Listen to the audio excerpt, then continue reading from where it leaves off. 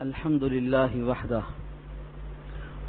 والصلاة والسلام على من لا نبي بعده أما بعد فأعوذ بالله من الشيطان الرجيم بسم الله الرحمن الرحيم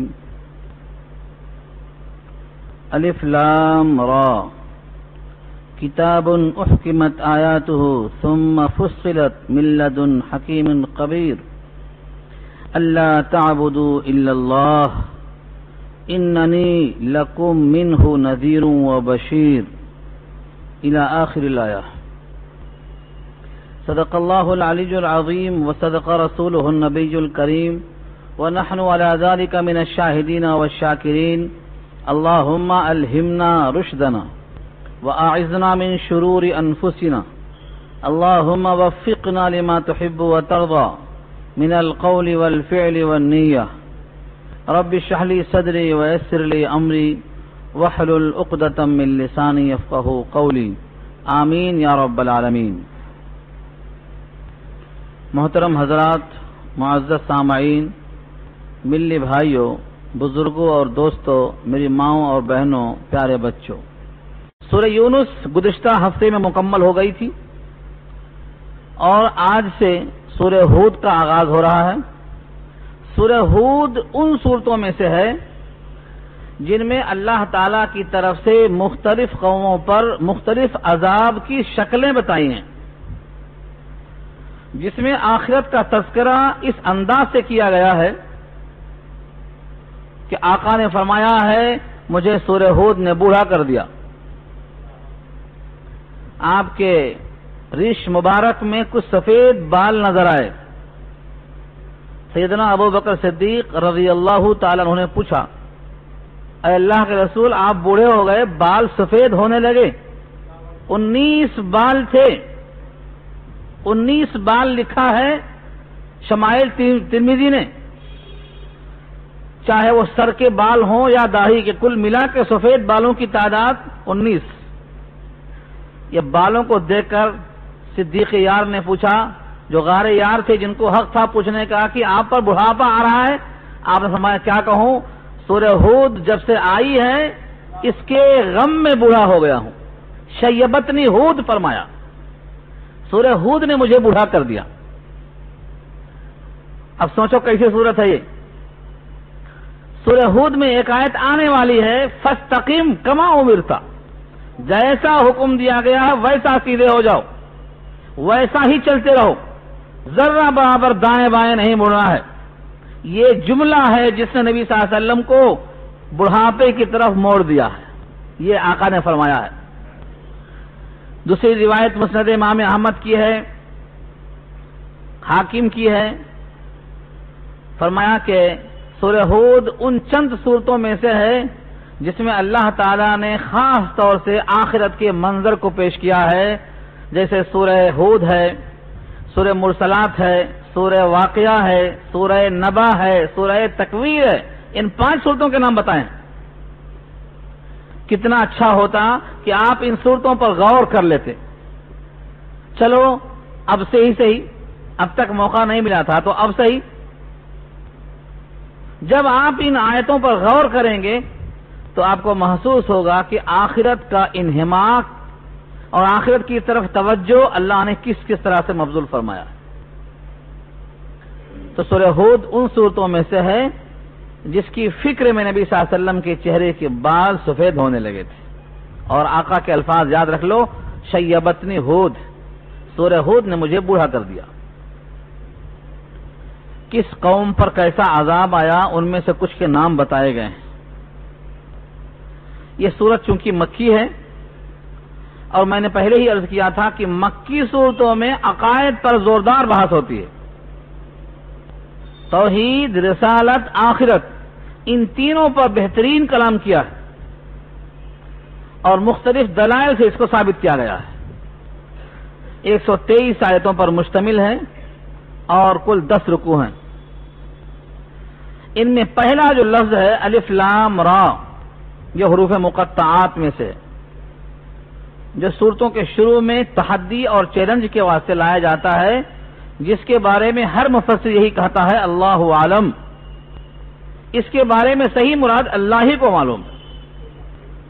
نبی صلی اللہ علیہ وسلم نے اس کی مراد کو واضح نہیں کیا اور صحابہ نے کھود کرید نہیں کیا، لہذا ہم کو بھی اس کو اللہ کے حوالے کر کے آگے بڑھنا ہے. کھود کرید کر کے اپنی طرف سے کچھ مطلب بیان کر دینا یہ علم کو خلط ملط کرنے کے برابر ہے، گڈ مڈ کرنے کے برابر ہے.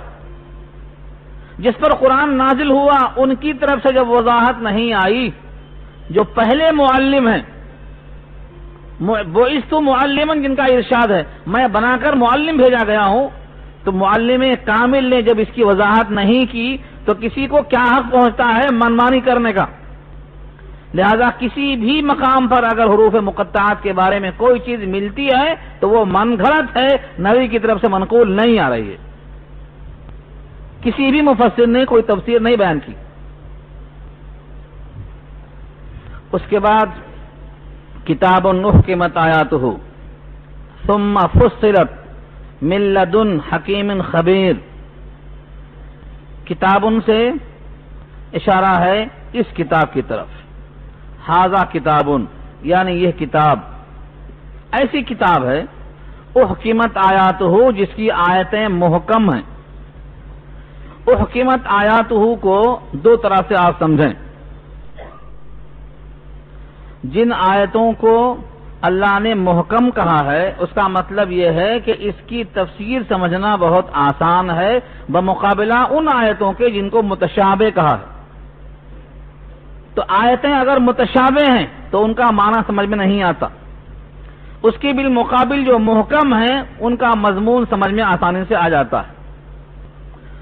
اور دوسرا مضمون قرطبی بیان کرتے ہیں کہ محکمت کے معنی جتنی بھی اب تک کتابیں آسمانی آئی ہیں ان تمام کو منسوخ ہونا پڑا. تورات ہو، زبور ہو، انجیل ہو، صحف موسیٰ ہو، صحف شیش، صحف ادریس، جتنی کتابیں آئیں سب کو بالآخر منسوخ ہونا پڑا. قرآن نے سب کو منسوخ کر دیا، لیکن اب قرآن کو منسوخ کرنے والی کوئی کتاب نہیں آئے گی، یعنی یہ منسوخ نہیں ہے. یہ ہے مطلب محکمت کا. یہ اس کی آیتیں محکم ہیں یعنی منسوخ نہیں ہونے والی ہیں، ہمیشہ ہمیشہ کے واسطے آئی ہیں. کسی زمانے میں، کسی خطے میں، کسی مقام پر، کسی مرحلے میں کبھی بھی اس کی آیتیں منسوخ نہیں ہوں گی، بلکہ اس کی آیتیں محکم ہیں، ناقابل تنسیخ. ہاں اسی قرآن کریم کی بعض آیتوں کو بعض آیتوں نے منسوخ کیا ہے، یہ اس کے منافی نہیں ہے، کیونکہ اللہ خود فرماتے ہیں جب ہم کوئی آیت منسوخ کرتے ہیں تو اس کے بدلے میں دوسری آیت لے آتے ہیں جو اس سے بہتر ہوتی ہے.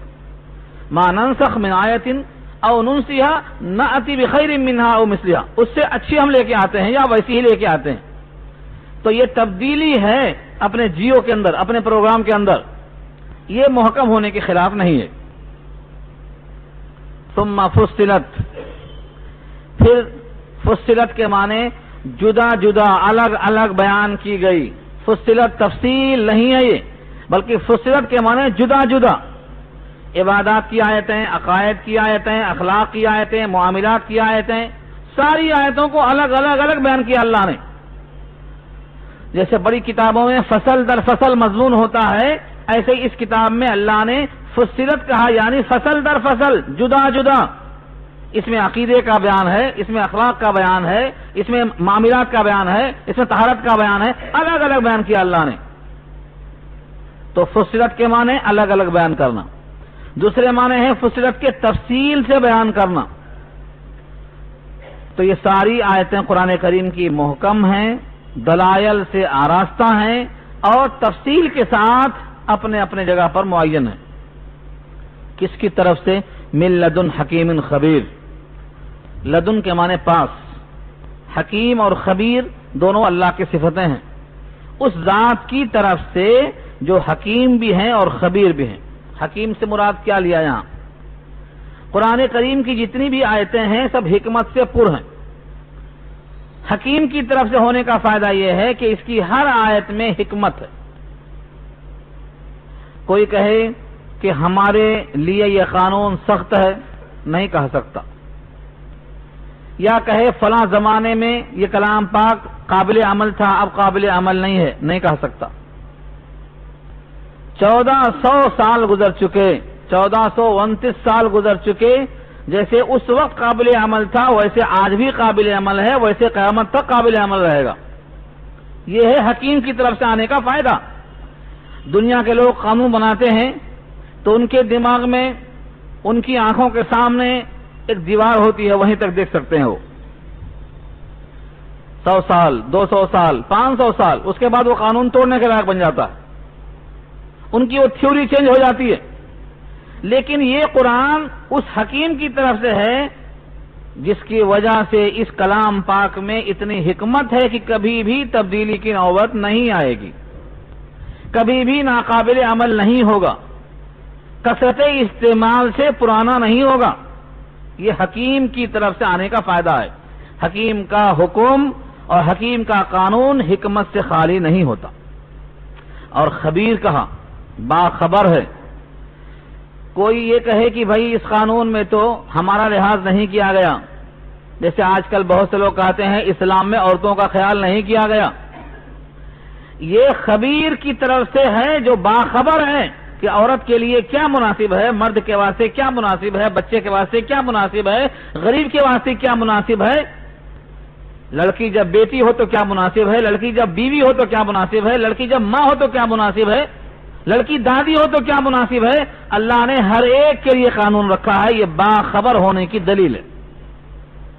جتنے لوگ اسلام پر اعتراضات کرتے ہیں ان کو حقیقت یہ ہے، بخدا عرض کرتا ہوں، ان کو قانون الہی سے واقفیت نہیں ہے۔ جس طرح سورہ یونس میں پیچھے آ چکا ہے کہ وہ جھٹلا دیتے ہیں بلا معلومات کیے ہوئے، بل کذبوا بما لم یحیطوا بعلمہ، سورہ یونس میں آ چکا پیچھے، جس کو ان کے علم نے احاطہ نہیں کیا اس کو یوں ہی جھٹلا دے رہے ہیں۔ آج سارے یورپ کو یا سارے ان انسانوں کو جو قرآن پہ اعتراضات کرتے ہیں، یہ بات آپ پہنچائیں ان کو کہ اگر وہ قرآن کریم کے قانون سے واقف ہو کر بات کریں گے تو انشاءاللہ ان کا سارا اعتراض دفع ہو جائے گا۔ کسی طرح سے ان کا اعتراض قابل عمل نہیں ہوگا۔ یہ دو صفتیں اللہ کی طرف سے آئی ہیں، حکیم اور خبیر، کہ جس قانون کو اللہ نے بیان کیا ہے وہ باخبر ہے، تمہیں کسی مشورہ دینے کی ضرورت نہیں ہے۔ تو 3 باتیں معلوم ہوئیں، یہ کتاب محکم ہے، منسوخ نہیں، اس کی آیتیں جدا جدا بیان کی گئی ہیں، کوئی خلط و التباس نہیں، یہ اس ذات کی طرف سے ہے جو حکمت سے پر ہے، حکیم ہے، لہذا کلام میں کوئی حکم حکمت سے خالی نہیں، اور وہ باخبر ہے، کسی بھی مخلوق سے بے خبر نہیں۔ چونٹی کے بھی چھوٹی سی مخلوق ہے، اس کے قانون کو بھی اللہ نے بیان کر دیا ہے، اس کا بھی رزق اللہ نے اپنے ذمہ رکھا ہے۔ آیت آگے آ رہی ہے، جس قانون میں چونٹی تک کا حکم بیان کر دیا گیا ہو اس کلام پر آپ نقطہ کر سکتے ہیں۔ کچھ لوگ میراث کے بارے میں، کچھ لوگ جہاد کے بارے میں، کچھ لوگ ہجرت کے بارے میں نہ جانے کیسے کیسے اعتراضات کرتے ہیں۔ ان تمام اعتراضات کی ایک ہی وجہ ہے، بل کذبوا بما لم یحیطوا بعلمہ ولما یاتہم تاویلہ، ابھی تک ان کے سامنے صحیح مطلب نہیں آیا ہے، ان کے علم نے اس کا احاطہ نہیں کیا ہے، پھر بھی تکذیب کر دیا ہے، یہ اس کے مصداق ہیں۔ جس دن ان کو صحیح معلومات فراہم ہوگی یہ اسلام میں داخل ہو جائیں گے، اسلام میں داخل ہو جائیں گے۔ بڑے بڑے مجرم جب اسلام کو چیک کرنے کے واسطے آئے تو اسلام میں داخل ہو گئے، کیوں؟ کیونکہ ان کے سامنے یہ کلام ظاہر ہو گیا۔ دوسری آیت میں اللہ کا ارشاد ہے کہ جس کلام میں حکمت ہے، جو خبیر کی طرف سے آیا ہے، جس کے احکامات جدا جدا ہیں، ان میں سب سے پہلا حکم آپ کے واسطے یہ ہے، ان لا تعبدوا الا اللہ، یہ کہ تم عبادت نہ کرو سوائے اللہ کے، اللہ کے سوا تم کسی کی عبادت نہ کرو، یہ پہلا حکم ہے خبیر کی طرف سے۔ خبیر یعنی جو باخبر ہیں تمہارے ماضی سے، تمہارے حال سے، تمہارے مستقبل سے، تمہارے انجام سے، انہوں نے یہ خبر دی ہے کہ تم اللہ کے سوا کسی کی بندگی مت کرو ورنہ تمہارا انجام خراب ہوگا۔ کبھی کبھی قرآن کریم کی آیتوں میں غور کر لیا کرو تلاوت کرتے کرتے، ہم سمجھتے ہیں ہمارے بارے میں ہم ہی بہتر جانتے ہیں. انسان یہی سوچتا ہے کہ ہم نے بہت پڑھ لیا ہے، بڑی نالج ہے، بڑا ڈگری کا ہم نے گمان پیدا کر لیا ہے، ہمارے بارے میں صحیح معلومات ہم ہی کو ہے. اور وہ عربی کا مشہور مقولہ ہے صاحب البیت ادری بما فیہ، گھر والے کو معلوم کہ گھر میں کیا ہے، لہذا ہمارے بارے میں ہم کو خوب معلوم ہے. یہ انسانی مقولہ ہے، انسانی دھوکہ ہے، انسانی فریب ہے. ہم تو اپنے شعور کو پہنچنے کے بعد جاننے کے لائق ہوئے کہ یہ میری اماں ہے، یہ میرے ابا ہے، یہ میرا بھیا ہے، یہ میرا گھر ہے. پہلے خبر تھی اس کی؟ پہلے خبر نہیں تھی. اللہ تعالیٰ کو ہمارے تمام ماضی اور حال مستقبل کی خبر کب سے ہے؟ سارے عالم کو پیدا کرنے سے 50,000 سال پہلے لکھا جا چکا ہے. آپ کیا کھائیں گے اور کیا پیئیں گے اور کتنی آپ کی حیات ہے، کون سا آپ کا عمل ہے، کائنات کو پیدا کرنے سے 50,000 سال پہلے لکھا جا چکا ہے. آیت اسی رکوع میں آ رہی آگے.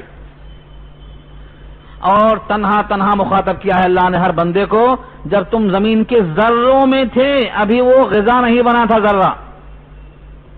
غذائیں کھاتے ہیں نا ہم، روٹی کہاں سے آئی؟ روٹی زمین سے. زمین کے اندر سے روٹی آئی. اس روٹی کو زمین سے نکلتا آپ نے محسوس کیا کبھی؟ آپ روٹی کھاؤ یا چاول کھاؤ، زمین سے نکلتا ہے، آسمان سے صرف پانی گرتا ہے بس. سارے فروٹس زمین سے کھاتے ہیں، اور انہی غذاؤں سے خون بنتا ہے، اور اسی خون سے مادہ انسانیت بنتا ہے، اور اسی سے انسان تعمیر ہوتا ہے. اللہ فرماتے ہیں وَهُوَ أَعْلَمُ بِكُمْ إِذْ أَنشَأَكُم مِّنَ الْأَرْضِ، جب تم زمین کے ذروں میں تھے، ابھی وہ ذرہ گیہوں نہیں بنا تھا جس کو تم نے روٹی بنا کر کھایا ہے، جس سے خون بنا ہے، جس سے نطفہ بنا ہے، جس سے علقہ مضغہ بنا ہے، ابھی تم اس ذرے میں تھے. اذ انتم وهو اعلم بكم اذ انشاكم من الارض، تم زمین سے ابھی اٹھ رہے تھے گیہوں کے پودے کی شکل میں. تم کو تو اس وقت سے جانتا ہوں، تمہیں تمہارے بارے میں کیا بتاؤں، تم اپنے سے خود بے خبر تھے، بلکہ تم تھے ہی نہیں، تم تو معدوم تھے، تم کو ہم نے موجود کیا ہے. کنتم امواتا فاحیاکم، تم مردہ تھے، تم کو زندہ کیا ہے. پہلے معدوم سے وجود بخشا، پھر مردے سے زندگی بخشا، پھر لا شعور تھے، بے شعور تھے، تم کو ہم نے شعور بخشا ہے. تم کیا دعویٰ کرتے ہو کہ ہم جانتے ہیں؟ تمہاری معلومات، تمہاری عقل، تمہاری تھیوری، تمہاری فکر سب محدود ہے اللہ کے مقابلے میں. اس لیے تمہیں اپنے علم پر بھروسہ کرنے کے بجائے جو کلام آیا ہے حکیم اور خبیر کی طرف سے، اس میں پہلا قانون تمہارے واسطے یہ ہے اللہ تعبدوا الا اللہ. اسی لیے جتنے انبیاء آئے، جتنے انبیاء کرام مبعوث ہوئے، سب نے قدر مشترک یہ ایک اعلان کیا، سب کا اعلان یہی ہے اللہ تعبدوا الا اللہ، اللہ کے سوا کسی کی عبادت مت کرنا. اور اگر تم نے یہ میرا پیغام سنا تو دو حال سے خالی نہیں، یا تو تم نبی کا یہ اعلان سن کر اس کے مطابق صرف اللہ کی بندگی کرو گے، یا نبی کا حکم جھوٹا سمجھ کر اس کی مخالفت کرو گے. دو ہی شکل ہے، تیسری کوئی شکل نہیں، تیسری کوئی شکل نہیں. اسی واسطے اللہ نے کہا ہے فمن شاء فلیؤمن ومن شاء فلیکفر، جس کا دل چاہے ایمان لائے، دل چاہے انکار کرے، یا تو مانے یا تو نہ مانے، اما شاکرا و اما کفورا، یا تو شکر گزار بنتا یا نہ شکرا بنتا، تیسرا کوئی راستہ نہیں. تو فرمایا تمہارے لیے قانون یہ ہے تم اللہ کے سوا کسی کی عبادت مت کرو، یعنی اس کے سوا تمہارا کوئی حاکم نہیں ہے، تمہارا کوئی معبود نہیں ہے، تمہارا کوئی رازق نہیں ہے، تمہارا کوئی مسجود نہیں ہے، تمہارا کوئی مولا نہیں ہے، صرف وہی تمہارا مولا ہے، وہی تمہارا کارساز ہے. یہ پیغام دینے کے بعد اب اگر تم اس کو مانتے ہو تو میں تمہارے لیے بشیر ہوں، اور اس کو تم نہیں مانتے ہو تو میں تمہارے واسطے نذیر ہوں. دو ہی شکل ہے تمہارے لیے.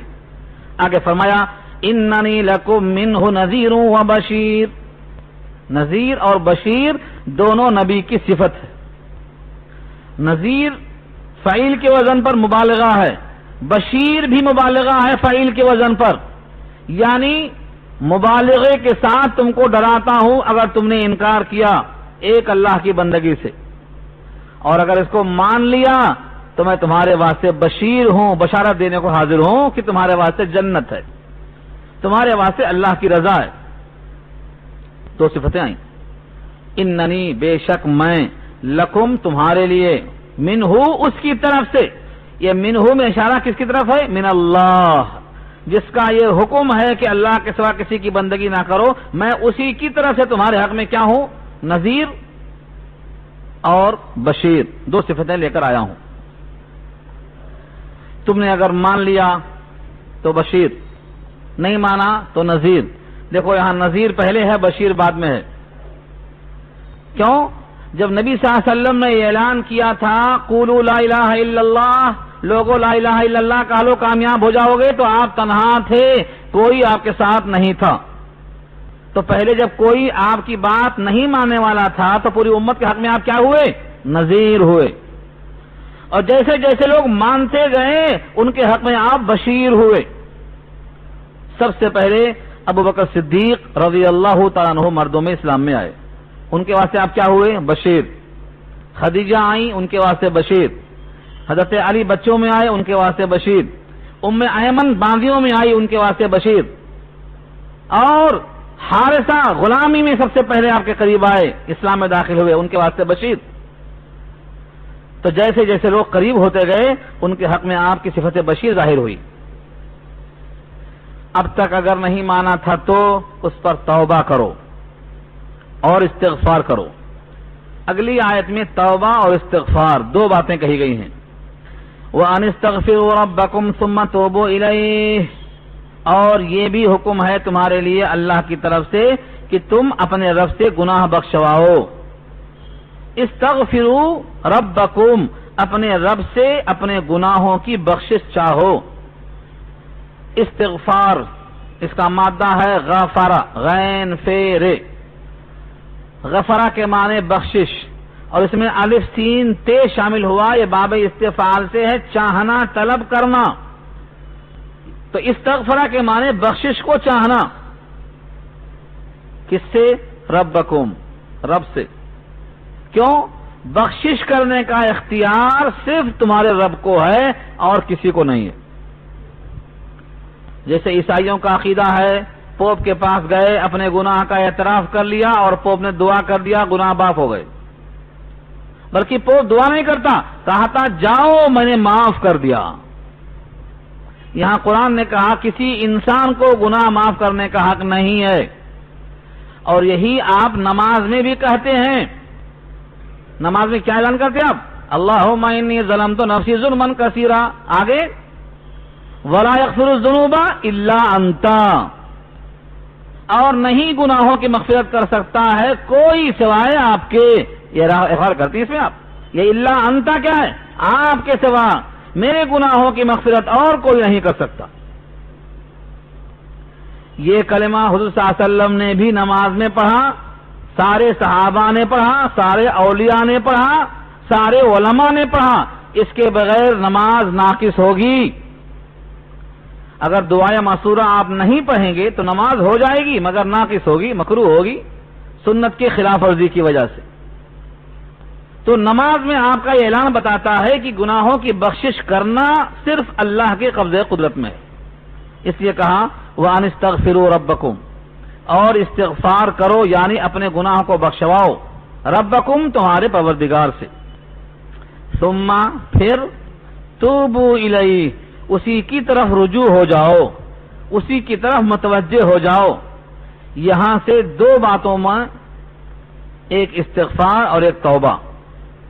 ماضی کے گناہوں پر شرمندہ ہونا یہ استغفار ہے، اور آئندہ سے اب وہ غلطی نہیں ہوگی اس کا پختہ ارادہ کرنا یہ توبہ ہے۔ استغفار ماضی کے گناہوں پر نادم ہونا، اور توبہ اللہ کی طرف رجوع ہونا کہ اب غلطی نہیں ہوگی۔ دو چیزیں ہیں، ایسا نہیں ہے کہ روز توبہ کریں گے روز غلطی کریں گے، روز توبہ کریں گے کلہ پیٹ لیں گے پھر وہی غلطی کریں گے۔ ایسی توبہ پر بھی توبہ کرنا چاہیے، کیونکہ یہ توبہ خود توبہ کے لائق ہے. یہ توبہ ہے کہ مذاق ہے؟ توبہ ایسی کرو کہ آئندہ اس غلطی کے قریب نہیں جائیں گے. ندامت ہو، کسی کا حق ہے تو اس کو ادا کرو، مستحق نہیں ملتا ہے تو اس کے حق میں صدقہ کرو اور اللہ سے اس کے حق میں دعائے خیر کرو، تب جا کے توبہ ہوتی ہے. تو توبہ رجوع ہونا اللہ کی طرف، پہلے استغفار کرو.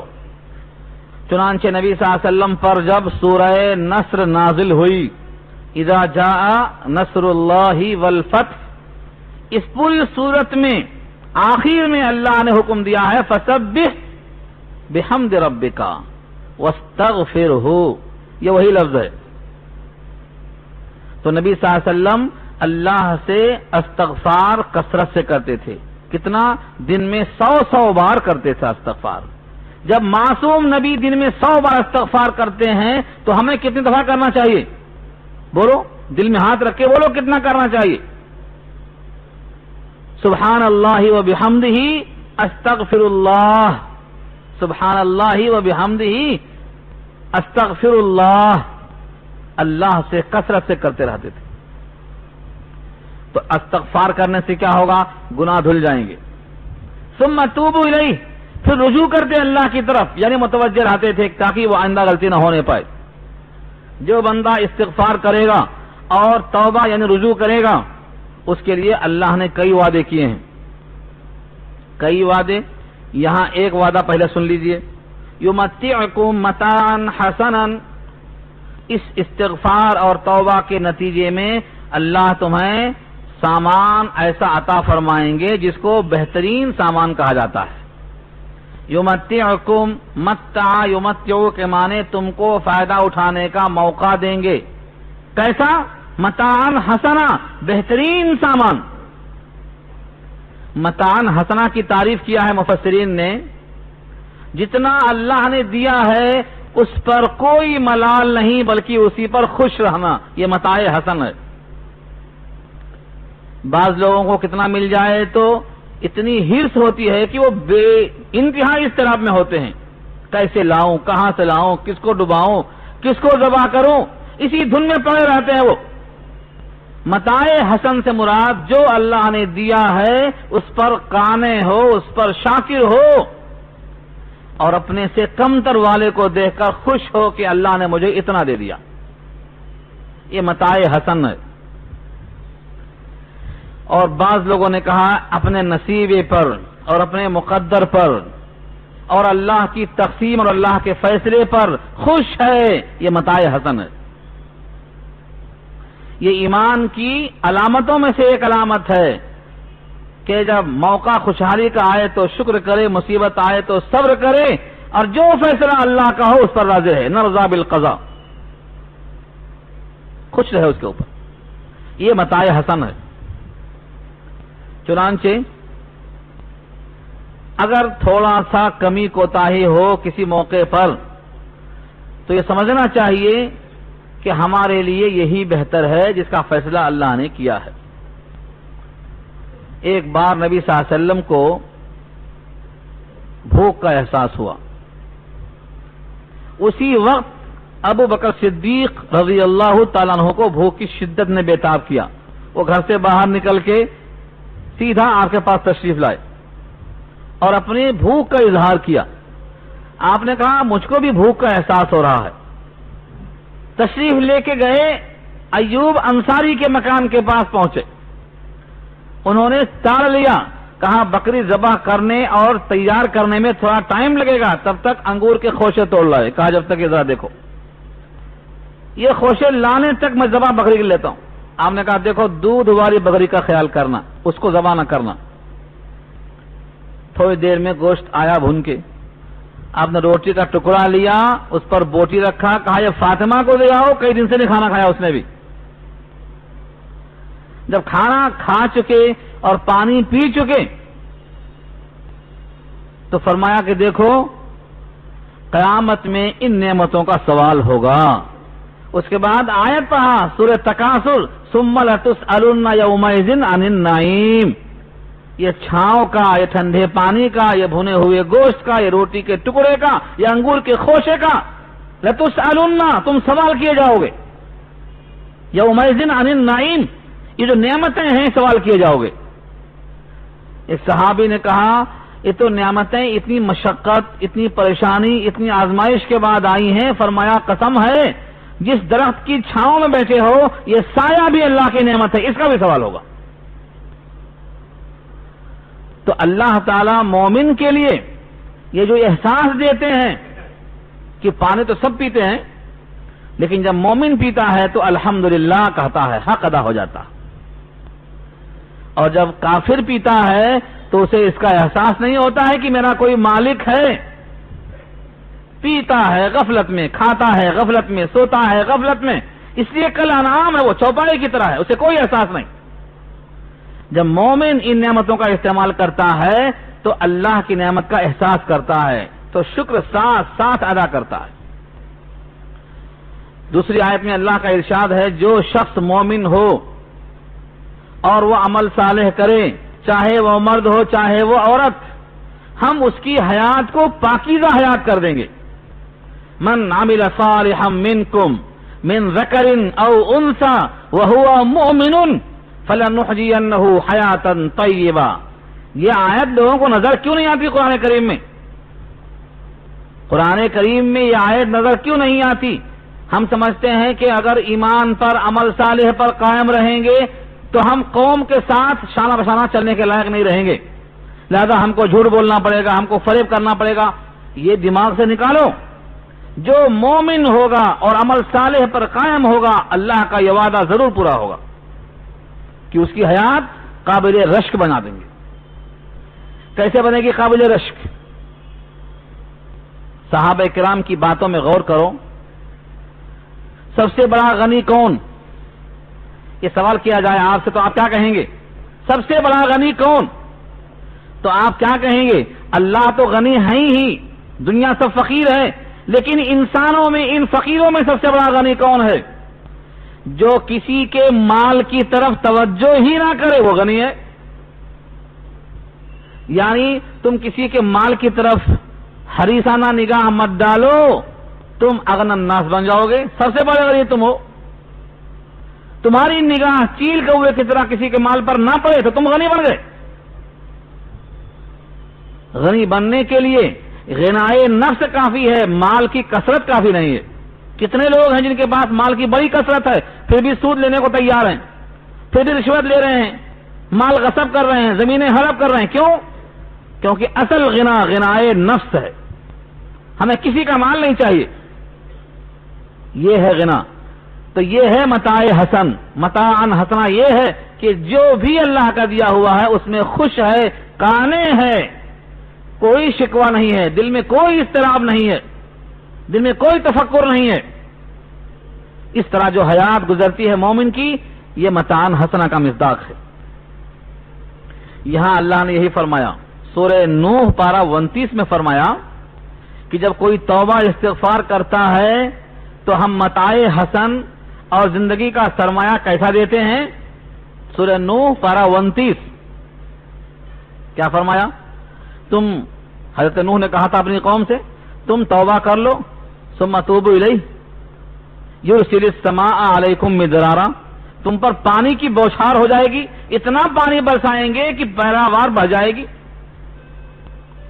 وَيُمْدِدْكُمْ بِأَمْوَالٍ وَبَنِينَ وَيَجْعَلْ لَكُمْ جَنَّاتٍ وَيَجْعَلْ لَكُمْ أَنْهَارًا، 4 نعمتوں کا وعدہ فرمایا۔ بارش خوب ہوگی، بیٹوں کی ذریعے سے تمہاری مدد ہوگی، مال کی کثرت ہوگی۔ وَيُمْدِدْكُمْ بِأَمْوَالٍ وَبَنِينَ وَيَجْعَلْ لَكُمْ جَنَّاتٍ، باغات بنائیں گے تمہارے لیے، وَيَجْعَلْ لَكُمْ أَنْهَارًا، اور نہریں جاری کر دیں گے پانی کی۔ تم شاکر بن کے دیکھو۔ آگے چل کے فرمایا ہے، تمہیں کیا ہو گیا ہے، تمہیں اللہ سے امید نہیں؟ مَا لَكُمْ لَا تَرْجُونَ لِلَّهِ وَقَارًا، تمہیں کیا ہو گیا، تمہیں اللہ سے امید نہیں؟ کیا تمہارے سوال کو رد کیا اللہ نے؟ آتاکم من کل ما سألتم، جو مانگا ملا، اب تمہیں مایوسی کیوں ہو رہی ہے؟ تو توبہ استغفار کے ذریعے سے بارش کی کثرت، میووں کی کثرت، اولاد کی کثرت، مال کی کثرت، غنا کی کثرت، زندگی پاکیزہ تر بنانے کا وعدہ کیا اللہ نے. اب تو کرو توبہ استغفار صبح اور شام. اسی واسطے کہا ہے سبحوہ بکرۃ و اصیلا، صبح شام اللہ کی تسبیح بیان کرو. فائدہ اس کا یہ ہوگا. یہ متاع حسن کب تک ہوگا؟ الی اجل مسمى، ایک وقت مقرر تک. کیوں؟ کیونکہ اس حیات کو اللہ نے متعین کر دیا ہے، ایک حیات طے کر دی ہے. اگر یہ بتا دیا ہوتا تو شاید سب لوگ کھانا کھانا چھوڑ دیتے فکر میں، ارے میرا تو 2 ہی دن باقی ہے، میرا تو 1 ہی مہینہ باقی ہے، میرا تو صرف 6 مہینہ باقی ہے. پہلے بیمار پڑ جاتے. کل جانا ہے تو آج خبر نہیں ہے، کھائے جا رہے ہیں، بنائے جا رہے ہیں. تو اللہ نے کہا الی اجل مسمى، ایک وقت مقرر ہے، اس کے بعد اس کائنات کو چھوڑنا ہے. آج تک کوئی ایسا انسان پیدا نہیں ہوا آدم سے لے کر اب تک کہ جس کی روح کو فرشتوں نے قبض نہ کر لیا ہو. اللہ کی طرف سے ہر وہ شخص جو دنیا میں آیا ہے اس کی ایک لمٹ ہے، بس وہ ہے مسمى، متعین مدت. اس کے بعد کیا ہوگا؟ اس کے بعد وہی ہوگا کہ اس کی روح قبض کی جائے گی. اگر 1000 سال کی عمر ہو جائے، حضرت نوح کی طرح 950 برس کی حیات مل جائے، تب بھی اس کے بعد کیا ہے تو موت. اس سے کسی کو مفر نہیں، وقت مقرر ہے. اس واسطے کہا گیا یہ. حضرت موسیٰ جیسے پیغمبر جنہوں نے ملک الموت کی آنکھ پھوڑ دی تھی، یاد ہے قصہ؟ بعض لوگوں نے کہا یہ قصہ صحیح ہے کہ نہیں ہے. پہلے لوگ کیا کرتے ہیں؟ تبصرہ کر دیتے ہیں، کتاب کھولتے ہیں بعد میں. ابھی میں نے عرض کیا نا، بل کذبوا بما لم یحیطوا بعلمہ ولما یاتہم تاویلہ، جھٹلا دیا پہلے، اپنے علم سے اس کا احاطہ نہیں کیا. یہ عام کمزوری ہے، پہلے علم حاصل کرنا پھر تبصرہ کرنا. علم حاصل کیے بغیر تبصرہ نہیں ہو سکتا. یہ واقعہ خود بخاری کے اندر موجود ہے. ملک الموت پہلے انسانوں کی شکل میں آتا تھا، انسان کی طرح آتا تھا، جسم کے ساتھ آتا تھا. اس کے بعد فرشتے کو یہ حکم ہوا ہے کہ تم انسان کی شکل میں مت جاؤ، اب تم کو جانا ہے اپنے شکل میں، تاکہ کوئی تھپڑ مارنے کی نوبت ہی نہ آئے. کہا میں تمہاری جان لینے آیا ہوں. موسیٰ نے کہا میری جان؟ ایک تھپڑ دیا کھینچ کے، آنکھیں باہر آ گئی، ہاتھ میں لے لیا فرشتہ. اللہ کے پاس پہنچا، کہا تمہارا موسیٰ مرنا نہیں چاہتے، دیکھو تھپڑ مارا، آنکھیں یہ حال میں آ گئی. اللہ نے کہا ٹھیک ہے. اس کی آنکھ درست ہو گئی. کہا جا کے کہہ دو ایک بیل کی پیٹھ پہ ہاتھ رکھو، جتنے بال آئیں گے اتنے سال کی حیات بڑھ گئی. جینا چاہتے ہو نا، جیو. فرشتے نے پیغام پہنچا دیا، بیل کے اوپر ہاتھ رکھو، جتنے بال اتنے سال. کتنے بال آئیں گے گن سکتے؟ حضرت موسیٰ نے کہا پھر اس کے بعد کیا ہوگا؟ کہا پھر میں حاضر ہوں، پھر وہی قبض روح. کہا جب آخر وہی ہونا ہے تو پھر اتنی دیر کیوں؟ ابھی صحیح. ہاں، حضرت ابراہیم کے پاس آئے تو انہوں نے کیا کہا؟ خلیل یعنی دوست کیا اپنے دوست کی جان لیتا ہے؟ کہا جناب اس طرح کہیے نا کہ کوئی دوست اپنے دوست کے پاس چلنے سے کتراتا ہے؟ چلیے نا، اس کے بغیر ملاقات کیسے ہو سکتی ہے؟ تو ہم یہ سمجھتے ہیں کہ یہاں ہمیشگی ہے، نہیں، الی اجل مسمى سب کے لیے ہے. آدم سے لے کر ایدم کوئی شخص نہیں، کل من علیہا فان، جو بھی ہیں فنا ہے ان کے اوپر. وما جعلنا لبشر من قبلک الخلد افإن مت فهم الخالدون. سورہ انبیاء کے الفاظ ہیں، آپ سے پہلے آئے نبی ہم نے کسی بشر کو دوام نہیں بخشا. کیا آپ کی وفات ہو جائے گی اور یہ باقی رہیں گے طنز کرنے والے؟ نہیں، کسی کو بقا نہیں ہے. ایک ہی راستہ سب کے واسطے ہے. اس واسطے کہا الی اجل مسمى، ایک وقت مقررہ تک. وَيُؤْتِي كُلَّ ذِي فَضْلٍ فَضْلَهُ، اور دیتا ہے وہ یا دے گا وہ، کس کے بدلے میں؟ توبہ استغفار کے بدلے میں. زندگی کیسی ہوئی؟ متاع حسن. اس کے بعد ایک مقررہ مدت تک فائدہ اٹھانے کا موقع. اس کے بعد ہر ذی فضل کو اپنا فضل. کیا مطلب ہوا؟ ہر ذی فضل کو اپنا فضل، ہر فضل والے کو. تو کل ذی فضل کے معنی کل ذی عمل صالح، ہر نیک عمل والے کو دے. کیا دے؟ اس کا فضل یعنی اپنا رزق. تو پہلے ذی فضل سے مراد ذی عمل صالح اور دوسرے فضل سے مراد رزق ہے.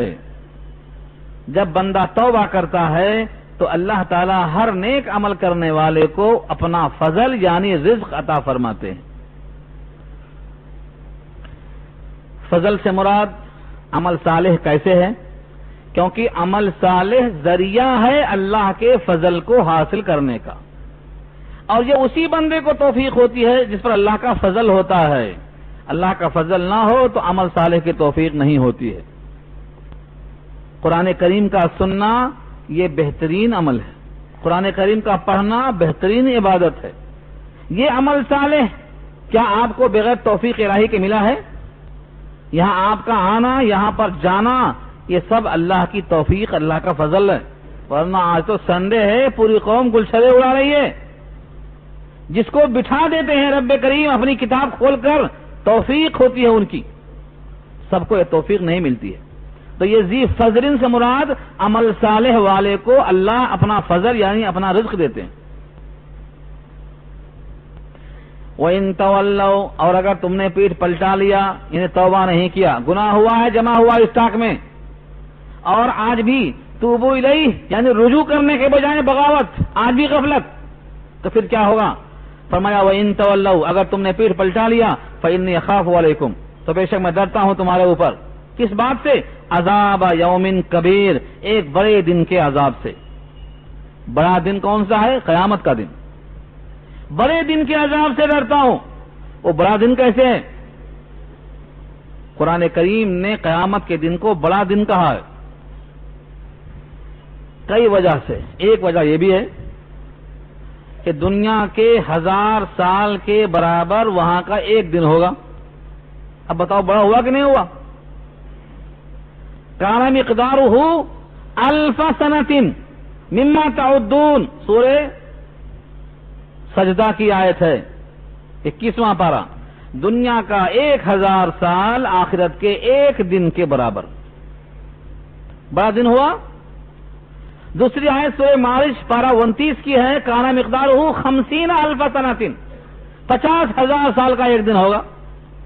یہ ان کے لیے جن پر سختی ہوگی، اور وہ دن ایسا دن ہوگا کہ جس میں بڑی سختیاں ہوں گی. علی الکافرین غیر یسیر، کافروں پر آسان نہیں ہوگا دن جھیلنا، ہاں مومنوں پہ آسان ہوگا. علی الکافرین غیر یسیر، آسانی کافروں پر نہیں ہوگی. تو یہ بڑا دن ہے. اس دن میں سب کے سب ننگے ہوں گے، ہاں کوئی کپڑا وپڑا نہیں رہے گا جسم پہ. جیسے ماں کے پیٹ سے بچہ پیدا ہوتا ہے بغیر ختنہ کے اور بغیر بال کٹے اور بغیر ناخون کٹے، بغیر لباس کے، سارے انسان اللہ کے سامنے اس دن ایسا ہی کھڑے ہوں گے. اللہ فرمائیں گے لقد جئتمونا فرادا کما خلقناکم اول مرہ بل زعمتم ان لن نجعل لکم موعدا. تو یہ کہف پڑھ لینا، آئے نا ہمارے پاس تنہا، آئے نا فرادا تنہا، کما خلقناکم اول مرہ، جیسا پہلی بار پیدا کیا تھا تنہا آئے تھے ماں کے پیٹ سے، ویسا نہ ناخن کٹے ہیں، نہ بال، نہ ختنہ ہوا ہے، نہ لباس، چلے آئے. بل زعمتم، ہاں تمہارا تو گمان تھا، لن نجعل لکم موعدا، کہ ہم تمہارے واسطے ایسا وقت موعود لائیں گے ہی نہیں، مگر آئے نا. سورہ کہف کو جمعے کے دن پڑھنا اسی واسطے ہے تاکہ احساس ہو قیامت جمعے ہی کو آئے گی، اور یہ آیت پڑھ کے ذرا تیار ہو جانا، اگر آئی تو آج ٹھیک رہے گی. اس واسطے کہا ہے وہ جمعہ کو پڑھا کرو. سورہ جمعے کی نماز میں، اور سورہ کہف دن بھر میں کبھی بھی، تاکہ آخرت تازہ ہو. تو اللہ نے فرمایا وہ دن بہت بڑا ہے. الی اللہ مرجعکم، اللہ ہی کی طرف تم سب کا مرجع ہے. مرجع کے معنی لوٹنا، سب اللہ کی طرف لوٹیں گے. وَهُوَ عَلَى كُلِّ شَيْءٍ قَدِيرٌ، اور وہ ہر شے پہ قادر ہے. جب اللہ قدرت رکھتا ہے ہر چیز پر اور اسی کے پاس تمہیں لوٹ کر جانا ہے، تو اب تمہیں اس کے ماننے سے تعامل کیوں ہوتا ہے؟ اب اللہ کی قدرت کا ایک نمونہ، کتنا قادر ہیں، کیا اس طرح قدرت کسی اور کے ساتھ ہو سکتی ہے؟ سوچو، انسان کی ایک فطرت ہے کہ جب وہ کچھ کرنا چاہتا ہے تو چھپتا ہے، چھپنا چاہتا ہے، اور اس چھپنے میں کیا کرتا ہے کہ مجھے کوئی نہ دیکھے، میرا یہ عمل کسی پر ظاہر نہ ہو، کپڑا اوڑھ لیتا ہے، اپنے اوپر لباس ڈال لیتا ہے، رات کی تنہائیوں میں مستور اور مخفی ہونا چاہتا ہے۔ اللہ فرماتے ہیں تم کتنا ہی لباس اوڑھ لو، ہم تمہارے اس وقت سے بھی باخبر ہیں۔ آیت نمبر 5 ہے، انسان کے خصوصی احوال پر کتنا واقفیت ہے ظاہر کیا ہے اللہ نے۔ الا انہم، آگاہ رہو، الا کے معنی آگاہ رہو، حرف تنبیہ ہے، پلیز بی کیئرفل، یعنی بالکل تیار رہو، سوچو اب کیا ہو رہا ہے۔ جیسے ہی تم اپنی یہ حرکت پر متوجہ ہوتے ہو، تمہاری نگاہوں میں کوئی نہیں ہوتا ہے، لیکن ہم تمہارے دل کے احوال سے اس وقت بھی واقف رہتے ہیں۔ انہم، بے شک وہ لوگ، یسنون صدورہم، دوہرے کرتے ہیں اپنے سینے، یسنون صدورہم، اپنے سینوں کو وہ دوہرا کرتے ہیں اور اوپر سے کپڑا اوڑھ لیتے ہیں، لیستخفوا منہ، تاکہ چھپا لیں اپنے آپ کو۔ اور منہ کی ضمیر اللہ کی طرف جاتی ہے تو مطلب ہوتا ہے اپنی باتوں کو اس سے چھپانا چاہتے ہیں۔ کمرہ بند، کیا کہتے ہیں بھائی، خصوصی میٹنگ ہے، کمرہ بند، کوئی نہیں اس میں، خصوصی گفتگو ہے اسلام کے خلاف۔ اللہ فرماتے ہیں تمہارا یہ کمرے بند کی جو میٹنگ ہے اس میں ہم موجود ہیں، تمہیں کیا پتا ہے؟ یہ تو ہوا استخفا، باتوں کو چھپانا، اپنی باتیں اس سے یعنی خدا سے چھپانا چاہتے۔ اور آگے، الا حین یستغشون ثیابہم، آگاہ رہو جس وقت وہ کپڑے اوڑھتے ہیں اپنے اوپر، اس سے مراد ہے جماع، یعنی صحبت کرنا چاہتے ہیں، اس موقع پر سمجھتے ہیں کہ ہمیں کوئی نہیں دیکھتا ہے۔ یعلم ما یسرون وما یعلنون، وہ جانتا ہے جو وہ چھپاتے ہیں اور جو وہ ظاہر کرتے ہیں، دونوں باتیں وہ جانتا ہے۔ کائنات میں کون ہے جس کا راز اللہ سے مخفی ہے؟ اللہ کے اوپر کسی کا راز مخفی نہیں ہے۔ اور تمہارا یہ اعلان کرنا، تمہارا سر اور اخفا کرنا، تم سمجھتے ہو، ہمارا حال تو یہ ہے، انہ علیم بذات الصدور، بے شک وہ جانتے ہیں جو سینوں کی باتیں ہیں۔ صدور صدر کی جمع ہے، جو سینے کے اندر آپ کے وساوس پیدا ہوتے، خیالات آتے، ان سینوں کے وساوس کو بھی وہ خوب جانتے ہیں۔ اس مضمون کی آیت سورہ حامیم السجدہ میں بھی آئی ہے اور اس سے پہلے سورہ مومن میں آئی ہے۔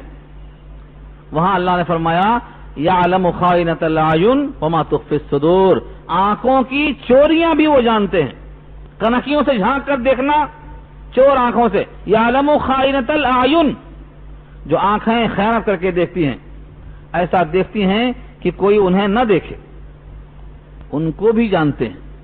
وما تخفی الصدور، اور سینے کے راز سے بھی واقف ہیں۔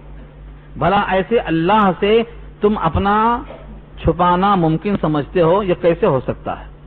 تو یہ اللہ کی قدرت اور اللہ کا علم، اتنا محیط، اتنا محیط۔ اس علم الہی کے ساتھ اور اس علم الہی کے ساتھ اللہ کی قدرت اور پھر بندوں پر اتنی شفقت ہے کہ اللہ تعالیٰ نے ہر ایک کا رزق اپنے ذمہ لے لیا ہے، چاہے وہ زمین میں چلنے والا جانور ہو، 4 پیروں والا، یا 2 پیروں والا انسان ہو، یا پیٹ کے بل چلنے والا سانپ ہو، 3 قسم کے ہوتے ہیں۔ فمنہم من یمشی علی بطنہ ومنہم من یمشی علی 4 ومنہم من یمشی علی رجلین، 2 پیروں والا، 4 پیروں والا، بغیر پیروں والا سانپ۔ اللہ سب سے نہ صرف واقف ہیں بلکہ وہ کیا کھائے گا، اس کا رزق کیا ہونا چاہیے، اس کی پسند کیا ہے، اس کی طبیعت کا میلان کدھر ہے، کیا مرغوب ہے۔ شیر کو اگر گوشت پسند ہے تو بکری کو پتے پسند ہیں، یہ اس کو معلوم ہے، جو کھانے والا ہے اس کو بعد میں معلوم ہوتا ہے، کیونکہ طبیعتیں بنانے والا وہی ہے۔ ایک جگہ اللہ نے پوچھا ہے غالباً، یہ آیت دیکھیے سورہ ملک کی ہے، الا یعلم من خلق، الا یعلم من خلق وهو اللطیف الخبیر، آگاہ رہو، کیا وہی نہیں جانتا ہے جس نے پیدا کیا ان کو؟ وہ تو بہت باریک بین ہے، باخبر ہے۔ تو جنات کیا کھائیں گے؟ ہڈیاں جو آپ پھینکتے ہیں نا گوشت کھا کے، ان ہڈیوں پر اللہ ان کے واسطے غذا کا انتظام کرتے ہیں۔ وہ ہڈیوں سے پیشاب کو سکھانا منع اسی واسطے ہے، استنجا منع ہے۔ اور گوبر ان کے جانور کھاتے ہیں، اور وہ پھر گندگی ہے، اس واسطے اس سے استنجا کرنا منع ہے۔ تو گوبر ان کے جانور، تو جناتوں کی غذا یہ رکھا اللہ نے، اور آپ کی غذا ماشاءاللہ آپ نے تو مفرد نہیں کھایا، بکری پتا کھاتی اور شیر گوشت کھاتا، اور آپ کہتے ہیں گوشت پتا ملا کے ہم کھاتے۔ مرکبات، مغزیات، کسی ایک چیز تو اکتفا نہیں ہے۔ اس سے زیادہ لذیذ غذا دوسرا کون کھا سکتا ہے؟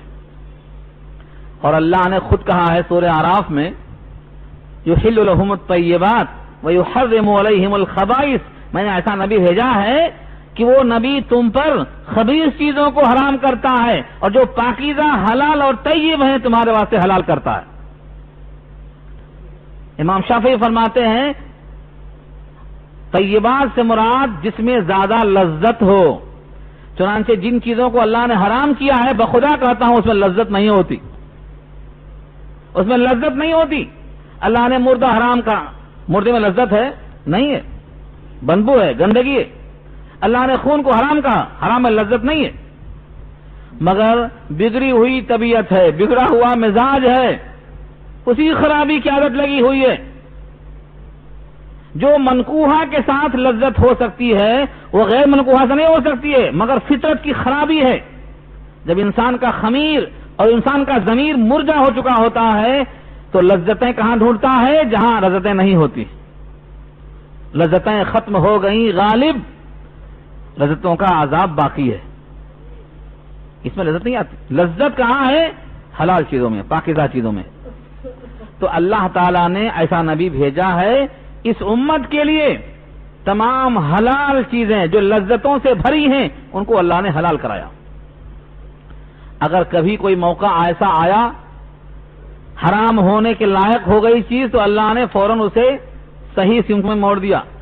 نبی صلی اللہ علیہ وسلم نے قسم کھا لیا تھا شاید نہیں کھاؤں گا، حرام ہو جاتی امت کے لیے، اللہ نے کہا نہیں، قسم توڑ دیجئے، کفارہ ادا کر دیجئے، امت کو محروم مت کیجئے اس سے۔ سورہ تحریم پارہ 28۔ اس امت کے لیے کوئی اچھی چیز ہے تو اللہ نے چھوڑا نہیں چھوڑا۔ سب سے عمدہ کتاب، سب سے عمدہ نبی، سب سے عمدہ لذتیں، اور سب سے کم کام، بہت کم، اتنا کم کہ میں سنا دوں تو آپ اچھل جائیں گے۔ صحابہ سے مخاطب کیا نبی صلی اللہ علیہ وسلم نے فرمایا دیکھو تم جس زمانے میں ہو اسلام کا 10واں حصہ چھوڑ دو گے تو پکڑے جاؤ گے، اور ایک زمانہ آئے گا اگر وہ 10ویں پہ عمل کر لیں گے نجات پا جائیں گے۔ یہ کیوں؟ کیونکہ یہ زمانہ نبوت کے دور سے دور ہوگا، نبی کی صحبتوں سے دور ہوگا، اس لیے پاور ہاؤس سے دور ہونے کے بعد لائٹ میں تو کمی آئے گی ہی۔ پاور ہاؤس وہ زمانہ ہے 1429 سال پہلے کا زمانہ، اب وہاں سے دور ہوتے ہوتے ہوتے تھپڑے کھاتے کھاتے امت یہاں پہنچی ہے۔ اس برائی کے ماحول میں بھی اگر 10واں حصہ پہ آپ چلیں گے نجات مل جائے گی۔ اس کا مطلب نہیں کہ ہم مغرور ہو جائیں۔ جس دن نبی صلی اللہ علیہ وسلم کو معلوم ہوا کہ اللہ نے میرے واسطے معصومیت لکھ دی ہے تو سجدوں میں طویل سجدہ شروع کر دیا، پاؤں میں ورم آ گئے۔ فرمایا یہ کیا؟ کہا میں اللہ کا شاکر بندہ بننا چاہتا ہوں، اللہ کا شاکر بندہ بننا چاہتا ہوں۔ تو جب اللہ نے آپ پر یہ کرم کیا ہے امت محمدیہ ہونے کے طفیل میں تو آپ مغرور نہ ہو، اس مالک سے اور قریب ہو۔ اب دیکھو اس آیت میں اللہ نے وعدہ کیا ہے تم رزق کے وجہ سے پریشان پھرتے ہو، تمہارا رزق ہمارے ذمہ ہے۔ وما من دابۃ فی الارض الا علی اللہ رزقها ويعلم مستقرها ومستودعها كل فی کتاب مبین۔ اور نہیں ہے کوئی دابہ۔ دابہ کسے کہتے ہیں؟ دابہ کہتے ہیں ما یدب علی الارض، جو زمین پر چلے وہ دابا ہے. جیسے میں نے ابھی عرض کیا، رینگنے والا ہو، چلنے والا ہو، 4 پیر سے 2 پیر سے، سب دابا. کس کا رزق؟ ہر دابا. وما من دابۃ فی الارض، نہیں ہے زمین میں کوئی چلنے والا جانور الا مگر علی اللہ رزقها، اللہ کے ذمہ ہے اس کا رزق. اللہ کے ذمہ کس نے کیا؟ اللہ نے اپنے ذمہ خود کر لیا. اللہ کے ذمہ کون کر سکتا ہے؟ اللہ نے اپنے صفت رزاقیت کی وجہ سے سب کا رزق اپنے ذمہ لے لیا. کسی کا رزق چاہے وہ وفادار ہو چاہے وہ غدار ہو. موسیٰ کے مقابل میں فرعون ہے، اس کا رزق بھی اللہ نے بند نہیں کیا. حضور کا مخالف دشمن ابو جہل بھی ہے، جس نے نبی پر پتھر برسائے، ابن قیم بھی ہے، جس نے آپ کی بیٹی کو ڈھکیل دیا اوپر سے، ابن خطل بھی ہے. لیکن اللہ نے ان کا رزق بھی بند نہیں کیا، کیونکہ وہ سب کا رزاق، سب کا رزق. حضرت ابراہیم علیہ السلام نے تو دسترخوان سے اپنے اٹھا دیا، اللہ کا نام لیے بغیر کھانا چاہتا ہے، اٹھ یہاں سے، جو اللہ کا نہیں وہ میرا نہیں. تھوڑی دور جانے کے بعد بلانے گئے، آ جاؤ کھا لو، کسی کا نام لو. کہا یہ کیا ہوا؟ کہا اللہ نے حکم بھیجا ہے کہ خلیل بندہ تو میرا ہے، وہ نام کسی کا لیتا ہوگا، بندہ میرا ہے. میں نے اس کو 90 سال کھلایا، بغاوت کے باوجود تم میرے خلیل ایک ٹائم ہی کھا سکے، اس کو بلا کے لاؤ. تو رزق اللہ کے ذمہ ہے. رزق کی تعریف کیا ہے؟ رزق کہتے ہیں بندے کی حیات کی بقا کے لیے جو چیز غذا بن جائے، بندے کی حیات کی بقا کے لیے، اس کی روح جسم میں رہنے کے لیے جو غذا بن سکتا ہو اس کو رزق کہتے ہیں. تاکہ جسم میں روح باقی رہے اور حیات جاری رہے، اس کو رزق کہا جاتا ہے. چاہے وہ حرام ہو چاہے وہ حلال ہو. جب بندہ حرام کی طرف بڑھ جاتا ہے تو حلال میں سے اتنا حصہ کم ہو جاتا ہے، اور اگر ڈٹا رہا یہ کہ میں تو نہیں کھاؤں گا حرام، تو اللہ اس کے اس مقررہ کوٹے کو حلال سے ہی پورا کرتے ہیں، اس کے بغیر موت نہیں آتی. الا وان نفسا لن تموت حتى تستكمل رزقها، ہاں آگاہ رہو موت نہیں آئے گی جب تک رزق مکمل نہ ہو جائے. تو اگر ہم حرام کی طرف نہ جائیں تو ہمارا کوٹا اللہ حلال سے پورا کرتے ہیں، اور ہم حرام کی طرف بڑھ جائیں تو حلال میں سے اتنا حصہ کم ہو جائے گا. تو رزق اللہ کے ذمہ ہے. کیسا ذمہ ہے؟ اس پر ایک واقعہ لکھا ہے. اس واقعے کو سننے سے پہلے یہ دیکھو اگلا ٹکڑا کیسا پیارا ہے. فرمایا وَيَعْلَمُ مُسْتَقَرَّهَا وَمُسْتَوْدَعَهَا، وہ جانتا ہے کہ بندے کا مستقر کہاں ہے اور بندے کا مستودع کہاں ہے. مستقر کہتے ہیں مستقل قیام گاہ کو. آپ کا مستقل محروم نگر ہے، آپ کا مستقل نلگنڈا ہے، مطلب مستقل کہاں کے رہائش گاہ ہیں آپ؟ تو کہاں مستقر رہنے کی جگہ، اور مستودع جہاں پر کچھ دن کے لیے آ گیا ٹھہر گیا، آیا چلا گیا، وہاں گیا یہاں گیا. اللہ والے اگر اس بات کو محسوس کر لو کہ اللہ بندے کے مستقر سے بھی واقف ہے، مستودع سے بھی واقف ہے، جہاں مستقل قیام ہے اس سے بھی واقف، جہاں عارضی قیام ہے جانا آنا اس سے بھی واقف. دنیا میں کوئی بہت بڑا بادشاہ بھی ہو، وزیر اعظم بھی ہو، سکندر ذوالقرنین بخت نصر سلیمان بھی ہو، تو جب کہیں جائے گا تو اس طرح کرنا پڑتا، میں وہاں آ رہا ہوں وہاں کھانے کا انتظام کر دینا، وہاں ہوٹل بک کر دینا، وہاں فلاں فلاں چیزیں انتظام میں لا دینا. لیکن اللہ کو پہلے سے خبر ہے کہ یہ میرا بندہ آج یہاں بیٹھے گا، اس کی روٹی کا انتظام یہاں کرنا ہے.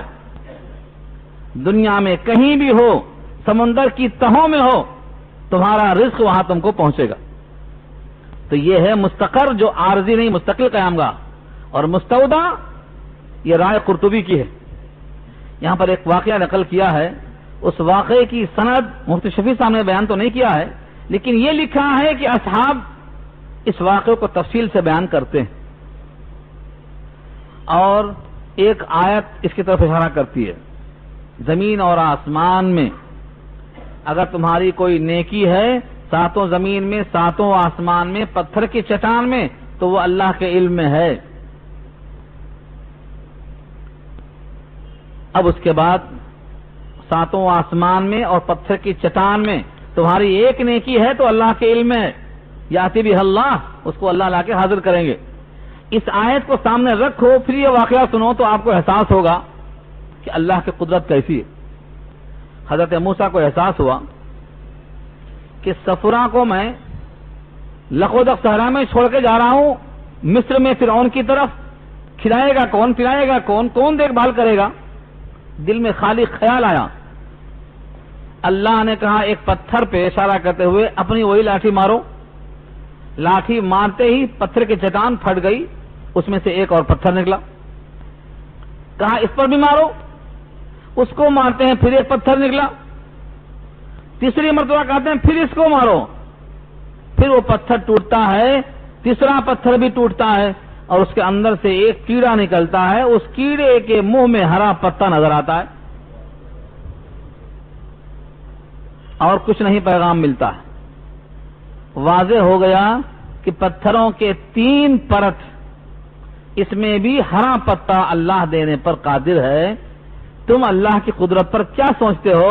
حضرت موسیٰ وہاں سے واپس نہیں گئے صفرا کے پاس بتانے کے لیے کہ میں مصر جا رہا ہوں، اللہ کا حکم ایسا آیا ہے، وہیں سے چلے گئے۔ جیسے ابراہیم نے ہاجرہ کو چھوڑ دیا تھا مکے کے وادی میں اور جانے لگے، بیوی نے کہا کہاں جا رہے ہو؟ کوئی جواب نہیں۔ مجھے چھوڑ کے جاتے ہو؟ کوئی جواب نہیں۔ کیا اللہ کا حکم ایسا ہی ہے؟ جب یہ پوچھا تو صرف سر ہلایا کہ ہاں۔ بس بی بی ہاجرہ نے کہا جب اللہ کا حکم ایسا ہی ہے تو اللہ کا حکم ضائع کرنے کو نہیں ہوتا، اب مجھے کوئی غم نہیں۔ اللہ کا گھر آباد کرنے کے لیے، چنانچہ مکہ ان سے ہی آباد ہوا۔ تو ایسے یہاں بھی بندے کو اگر یقین ہو جائے کہ میں چاہے جہاں رہوں گا میرا رزق اللہ کے ذمہ ہے، میں تو حرام نہیں کھاؤں گا، حلال ہی کھاؤں گا، تو اللہ تعالیٰ اس کو حلال ہی پہنچاتے ہیں۔ اللہ فرماتے ہیں تم انسان لکھتے ہو، ریکارڈ بناتے ہو، کتنا کھلایا، کتنا دیا، کتنا لیا، تمہیں اس کی عادت ہے، اس کے بغیر تمہیں یقین نہیں آتا۔ آگے دیکھو کل فی کتاب مبین، یہ سب لکھا ہوا ہے اللہ کی جناب میں۔ جب بچہ ماں کے پیٹ میں ہوتا ہے اس کے اعضاء صحیح سالم ہو جاتے ہیں، 4 مہینے کا ہو جاتا ہے تو فرشتہ آ کے اللہ کے حکم سے اس کی 4 چیزیں لکھ دیتا ہے، اس کی عمر کتنی ہوگی، اس کا رزق کتنا ہوگا، یہ نیک بخت ہوگا کہ بدبخت ہوگا، جنتی ہوگا کہ جہنمی ہوگا، یہ فرشتہ آ کے لکھ دیتا ہے۔ ہر آدمی کے ماں کے پیٹ میں اس کا شقی اور سعید ہونا لکھا جا چکا ہے۔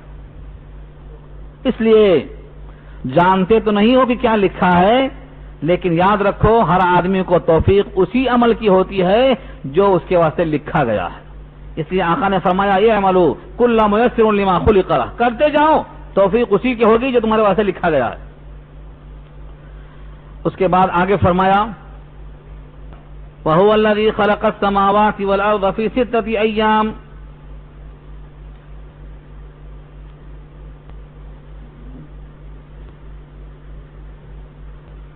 وہی اللہ ہے جس نے پیدا کیا آسمانوں کو اور زمین کو 6 دن میں۔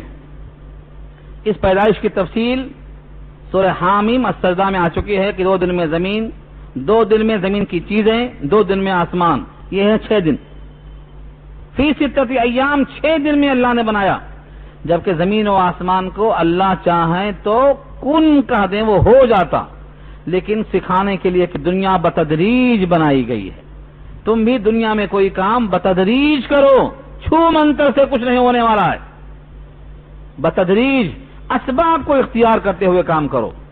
اسباب کے بغیر راتوں رات کروڑ پتی بن جانے کی فکر کرنے والوں بھٹک جاؤ گے یہاں، راتوں رات نہیں بن سکتے کروڑ پتی۔ اللہ نے 6 دن میں بنایا زمین و آسمان کو، اس کی ہر چیز کو، کیوں؟ تدریجاً ہر کام ہوتا ہے، ہاں بستے بستے بستی ہے، بستی بسنا کھیل نہیں ہے، بستے بستے بستی ہے۔ اس کائنات کو بسایا ہے تو 6 دن لگایا اللہ نے بنانے میں۔ اس وقت اللہ کا عرش کہاں تھا؟ وَكَانَ عَرْشُهُ عَلَى الْمَاءِ، اس وقت اللہ کا عرش پانی پر تھا، کیونکہ عرش جو آسمان پر ہے وہ آسمان تھا ہی نہیں، تو اللہ کا عرش کہاں تھا؟ پانی پر تھا۔ اس کا مطلب پانی پہلے پیدا ہوا، زمین و آسمان کی تخلیق بعد میں ہوئی۔ جو لوگ کہتے ہیں اللہ عرش پہ ہیں ہر جگہ نہیں ہیں، ان کی تردید ہوئی کہ نہیں؟ جب اللہ کا عرش تھا پانی پر تھا، آسمان اس وقت موجود نہیں تھا، تو پانی کہاں تھا؟ آسمان کے اوپر تھا کیا؟ پانی زمین پر تھا، زمین پر پانی تھا اور پانی پر اللہ کا عرش تھا اور عرش پہ اللہ کی کرسی تھی اور کرسی پر اللہ تھے. تو پھر معلوم کیا ہوا؟ اللہ تعالی ہر جگہ ہے. اب دماغ میں ڈالا گیا کہ نہیں وہ صرف آسمان پہ ہیں زمین پہ نہیں ہے. یہ تصور نکال دیا جائے دماغ سے. اللہ تعالیٰ کو کسی جگہ پر ہونا، کسی جگہ پر معدوم ہونا، یہ عدم اللہ کی طرف منسوب کرنا یہ غلط ہے. اللہ کی طرف عدم نہیں، اللہ موجود ہے، ہر جگہ موجود ہے، مگر اپنے شان کے مطابق ہے، کیفیت ہم کو نہیں معلوم. ہر جگہ اس کی ذات اس کے صفات سے علیحدہ نہیں ہو سکتی. اللہ تعالیٰ نے اپنے عرش کو بنایا، پانی پر رکھا، زمین و آسمان کی تخلیق 6 دن میں ہوئی. یہ سب کیوں ہوئی؟ لوگ پوچھتے ہیں بھائی زمین کیوں، آسمان کیوں، پانی کیوں؟ سب کا ایک جواب ہے لیبلوکم، تاکہ تم کو جانچے، تمہارا امتحان لے، تمہاری آزمائش. یہ سب تمہارے واسطے امتحان گاہ ہے. امتحان کس پرچے میں ہوگا؟ کیا مضمون ہے؟ فرمایا ایکم احسن عملا، تم میں سب سے بہتر عمل کر کے آنے والا کون ہے؟ اس سبجیکٹ میں تمہارا امتحان لینا ہے. اس لیے 7 آسمان 7 زمین پیدا کی گئی. امتحان کس میں ہے؟ حسن عمل میں. یہاں رک کر میں آپ سے عرض کروں، اللہ تعالیٰ نے احسن عملہ کہا، اکثر عملہ نہیں کہا. تم میں زیادہ عمل کر کے آنے والا کون ہے؟ نہیں، تم میں بہتر عمل کر کے آنے والا کون ہے؟ کثرت عمل سے حسن عمل بہتر ہے، یہاں سے معلوم ہوتا ہے. اور اسی کی تصدیق اللہ نے کیا ہے سورہ ملک میں، الذی خلق الموت والحیات لیبلوکم ایکم احسن عملا. یہ الفاظ وہاں بھی ہیں، لیبلوکم ایکم احسن عملا. تمہاری موت و حیات اس لیے ہے کہ تم میں بہتر عمل کون کرنے والا ہے. تو بہتر عمل سے مراد کیا ہے؟ وہ سنت کے مطابق ہو اور وہ عمل اللہ کے لیے ہو. 2 شرط. ہر عمل کا مدار نیتوں پر ہے، یعنی وہ عمل اللہ کے لیے ہو جس کا نام اخلاص، اور وہ عمل سنت کے مطابق ہو جس کا نام شریعت ہے. اگر وہ عمل اخلاص سے بھرا ہے سنت کے خلاف ہے، مردود.